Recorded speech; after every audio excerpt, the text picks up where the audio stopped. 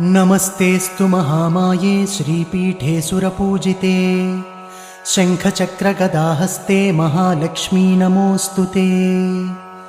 नमस्ते गरुडारूढे कोलासुरभयङ्करी सर्वपापहरे देवी महालक्ष्मी नमोऽस्तु ते। सर्वज्ञे सर्ववरदे सर्वदुष्टभयङ्करी सर्वदुःखहरे देवी महालक्ष्मी नमोऽस्तु ते।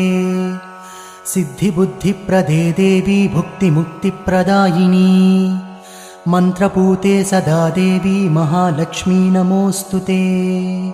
आद्यन्तरहिते देवी आदिशक्तिमहेश्वरी योगज्ञे योगसम्भूते महालक्ष्मी नमोऽस्तु ते। स्थूलसूक्ष्ममहारौद्रे महाशक्ति महोदरे महापापहरे देवी महालक्ष्मी नमोऽस्तु ते।